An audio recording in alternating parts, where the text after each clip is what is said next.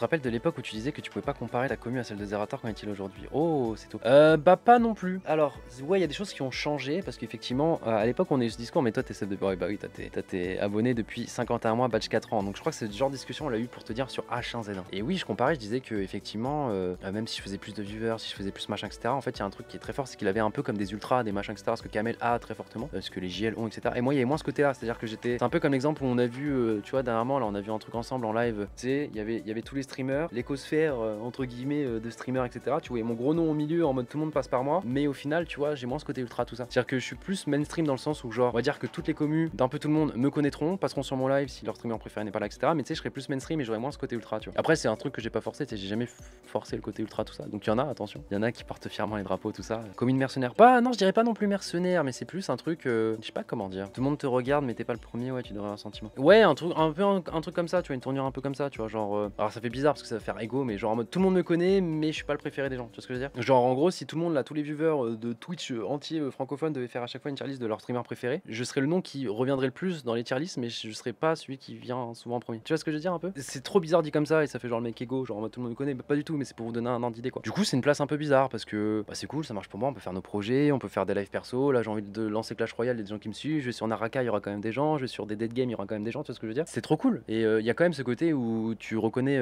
tu vois, quelqu'un qui vient de me citer une conversation qu'on a eue sur H1Z1. C'est beau parce que tu te dis que le mec qui te suit depuis giga longtemps et c'est trop cool. C'est plus dans ce sens-là que. Donc, non, je pense pas comparer au truc Zerator. Zerator, tu vois, il a plus. Genre, Zerator, il y a plus ce côté où il y a moins de gens qui le connaissent entre guillemets, mais par contre les gens qui le connaissent, tu vois, il y a ce côté très fort, tu vois. Donc c'est pas un truc que j'envie, c'est pas non plus un truc que je sais pas, disons que on est des personnes différentes et on a des communes différentes, c'est différent. Moi je veux dire c'est différent. Ah non mais je sais que j'ai des ultras Rico, attention, hein, je sais bien que j'ai des ultras, t'inquiète pas. Je sais qu'à la bagarre, bon on a perdu à la bagarre Pokémon, on n'a pas éduqué les gens pour Pokémon. Parce que Kamel il a été malin, il m'a proposé le projet, on en a parlé depuis longtemps, il a fait toute une aventure pendant 3 semaines avant. Il a été malin Kamel. 10 ans de stream ça le fait dur, toi tu commences. Mais je stream depuis tout autant hein, frérot. C'est juste que moi j'ai fait YouTube, après Dailymotion, bah comme Zera il a fait Web TV, mais tu regardes mon premier Mob Live, il date de 11 ans, je crois. Honnêtement, t'es le numéro 1 sur Twitch FR, objectivement. En termes de stats, oui, mais les stats veulent pas tout dire. C'est une histoire de projet, c'est une histoire de tous. Mais en stats, oui, effectivement, tu regardes les stats globaux. Même ça m'a choqué de voir qu'il y a encore, genre, j'ai vu les trucs qui sont sortis là, 730 000 followers cette année. Genre, j'étais premier. C'est-à-dire qu'en fait, il y a trop de gens qui continuent à découvrir. C'est trop cool, tu vois ce que je veux dire? Mais pour moi, tu sais, genre, bah, certes, il y a des followers qui me découvrent, mais tu sais, être premier de ça, par exemple, c'est bizarre. Les stats prouvent pas forcément la fiabilité des viewers. Ouais, c'est un peu un tout, tu vois. Quand il y a des gros projets, les gens répondent au rendez-vous, dans les rendez-vous hebdomadaires, genre les lundis soirs, les machins, etc. Et puis bah on peut stream des trucs perso, des fois on va stream que la nuit, des fois on va stream la journée, nos rythmes sont irréguliers, on n'a pas de planning. On est un des rares, on va dire dans le Twitch game, je suis l'un des rares à avoir un planning très dégueulasse. Mais ouais, du coup on peut un peu tout faire pour l'instant et ça nous réussit bien, donc tant mieux, tu vois. Mais ouais, pour reprendre la discussion de tout à l'heure, à tout moment, tu sais pas, tu vois, c'est le game, comment ça évolue, comment. C'est des effets de mode, c'est des effets de. Tu vois. 700 000, c'est peut-être grâce aux invités que vous recevez. Ouais, bien sûr, mais c'est un tout. Parce que, bah, par exemple, il y a plein de streamers qui reçoivent des invités de ouf. Les Popcorn, il y a des invités de fou qui viennent à chaque fois. Quand Domingo fait 200 000 viewers sur une échappée, il y a les communautés de Michou, il y a les machins, etc. Ils veulent tous parler dans le chat, machin, etc. Et je sais pas si tu te rends compte, 700 000 followers, c'est énorme. On est aussi dans le classement peak viewer, mais ça, c'est un peu. Tu vois, les trois, c'est genre, je crois, c'est Inoxtag, Zerator. Enfin, c'est Zerator, Inoxtag et moi, mais c'est The Event les trois, tu vois. Je pense qu'en Event, cette année, celui qui a vraiment marqué les esprits, je trouve, c'est PA. PA, il a fait vraiment des gros trucs cette année. Mais tu vois, genre en termes de stats, bah, PA est pas récompensé. Il est même pas dans le classement des top peak viewers alors qu'il a fait des events qui ont tout fracassé à chaque fois, tu vois. Popcorn à chaque fois, ça déchire les stats, etc. tous les mardis, tout ça. Et quand tu regardes les stats, tu vois, PA, il est entre guillemets loin dans un peu tout, quoi. Je pense que c'est en moyenne de viewers qui doit être bien classé parce que du coup, il stream peu. Donc tu vois, c'est pour ça, les stats, les gars, il y en a qui se fient trop à ça, mais c'est pas. Moi, je crois qu'à cette année, je finis dernière Kamel, enfin la Kakor. Je rentrerai pas dans le débat en mode web TV ou quoi que ce soit parce qu'effectivement. Non, parce que ce qui est marrant, ça se joue à 10 minutes de live. Genre, je crois qu'il y avait genre 8000 entre nous d'écart. Donc genre juste une matinale de Bibi où il prend 30 minutes en retard son live. Je crois que je finissais devant un truc comme ça. Donc non, tu vois la K-Corp là ils ont fait une année incroyable, tu vois, avec les K6 là ils remettent un event. La K-Corp en soi je trouve c'est très mérité. Après par exemple Tommy aussi pareil, s'il avait pas été ban je pense qu'il aurait explosé les stats. Que Tommy clairement il a fait une année de fou avec GTRP principalement mais pas que, tu vois, parce qu'il y en a qui sont un peu haters en mode oui il fait que du GTA sinon non il fait quand même des trucs, les samedis canap etc, c'est des bons concepts et tout, et puis il a réussi à créer tout un truc là. Dans les sports, c'est trop lourd. Je sais pas quand il reviendra d'ailleurs, parce que moi je pensais vraiment que ça allait pas durer longtemps son ban. Il était ban 15 jours 365. Oui non mais en fait c'est pas ça. Moi je te dis par exemple avec Kamel là ça se joue à 10 minutes de live.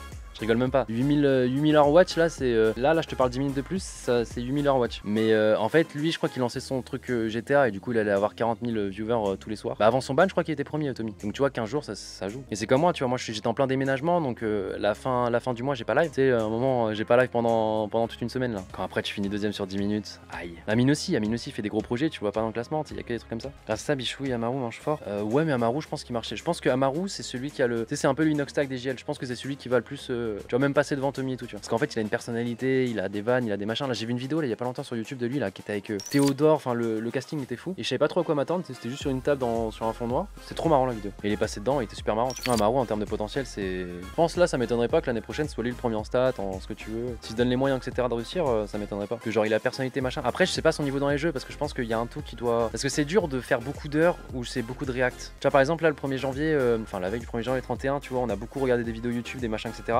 Alors, c'était cool, mais tu vois, moi, j'ai aimé sur le temps d'une journée, tu vois. Genre, j'aurais du mal à lancer mon stream et juste que parler ou que faire des trucs autour du react, tu vois. Il stream pas assez, malheureusement. Bah, peut-être parce que tu vois, justement, c'est ce qu'il propose en termes de contenu, tu vois. Parce que de base, le stream, c'est beaucoup de jeux vidéo. Alors, initialement, donc ça change et en fonction de ce que tu fais, mais c'est dur de faire 2000 heures à l'année de stream si c'est du react, tu vois ce que je veux dire. Je sais pas, mais en tout cas, le peu que je vois de lui pour l'instant, c'est très solide, hein. Moi, je pense que c'est l'avenir, Amaru. Ouais, je pense qu'il kiffe faire 80% de talk. Ah non, mais totalement, Lutti. Non, je pense que ceux qui font du talk, qui se forcent pas à faire. Attention, j'espère que vous avez pas mal compris ce que j'ai dit. C'est dur de faire 16 heures de live tous les jours, Lutti, de talk, tu vois ce que je veux dire. Pas que c'est plus facile de faire du gaming, mais disons que les heures, quand je suis sur TFT, frérot, je peux te faire 16 heures dans la nuit, je vais même pas les sentir parce qu'en fait, c'est trop bien de jouer. Enfin, tu vois. Alors que quand tu réactes, tu dois réagir. Des fois, tu sais, sans que t'as pas parlé pendant une minute, mais faut que tu fasses un truc, tu vois. Genre le bass, t'es là pour animer les gens et du coup, c'est.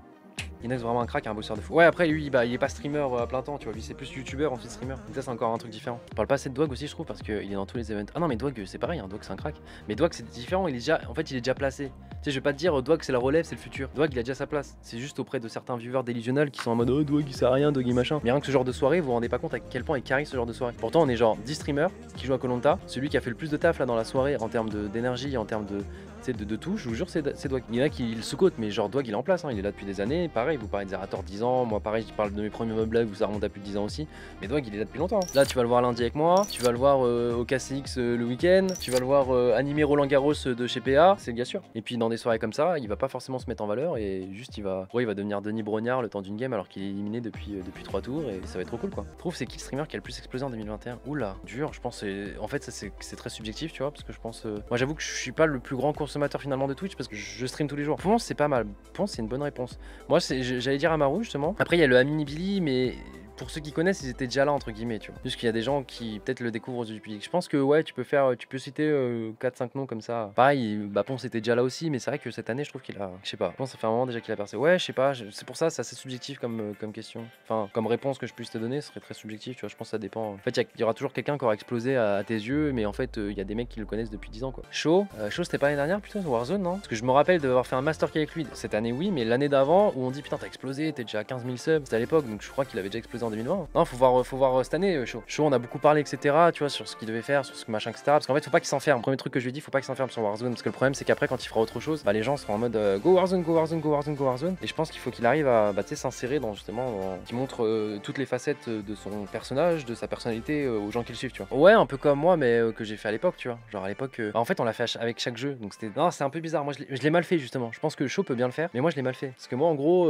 j'étais full code, j'ai arrêté full code, j'ai fait full H1Z1, j'ai arrêté full H1Z1, j'ai fait full Fortnite, j'ai arrêté full Fortnite. Tu vois ce que je veux dire? Moi, j'ai des phases. Et là, par exemple, pendant un mois, je vais faire full Clash Royale, tu vois. Et je fais pas la bonne façon. J'avoue que pour perdurer, c'est peut-être pas la meilleure. Mais par exemple, tu vois, Chaud, s'il arrive à faire un truc genre en mode il stream du Warzone, il habitue les gens, et puis après, il leur dit bon, petite soirée avec un tel ou machin, etc. On va jouer à ce jeu là, tu vois, et tu découvres. Après, Chaud, ce qui peut être problématique, peut-être, c'est qu'il aime pas trop de jeux, tu vois. Genre, il kiffe les Battle Royale, du coup, les atmosphères H1Z1, Warzone, etc. Donc peut-être qu'il va se découvrir et aimer d'autres jeux, tu vois. Moi, il y a plein de jeux où je pensais pas les aimer, et au final, je les découvre, et je suis en mode putain, j'ai gâché mon enfance, tu vois. Genre, par exemple, un Clash Royale, là, j'aurais jamais testé de moi-même, et je pensais pas aimer ce genre de jeu, et au final, je dis, hein, rendez-vous demain, les gars, en fin d'après-midi. Donc, ouais, il y a moins peut-être ce côté-là, donc faut voir après, tu vois. Mais Chaud est un très bon animateur, très bon joueur, il apprend vite, donc on peut avoir même un profil assez similaire finalement, tu vois. Est-ce que tu iras au Japon en 2022? J'aimerais bien, Alec, on y va tous ensemble. J'aimerais bien, j'ai jamais été au Japon de ma vie. Et moi, ce que je regarde, c'est du contenu qui va sûrement pas t'aimer. Moi, je regarde beaucoup de TFT, je regarde beaucoup de Red Shadow Legends. Je suis sur des lives, gros, on est 50 viewers, hein. C'est cool, hein. Ce qui est gênant des fois, c'est que du coup, ça va. Oh, OMG, t'as Gotaga dans ton chat, OMG, OMG, OMG. De temps en temps, du Valo. Ouais, je me perds des fois sur des lives Valo parce que du coup, il y a ça qui tourne à 6h du matin.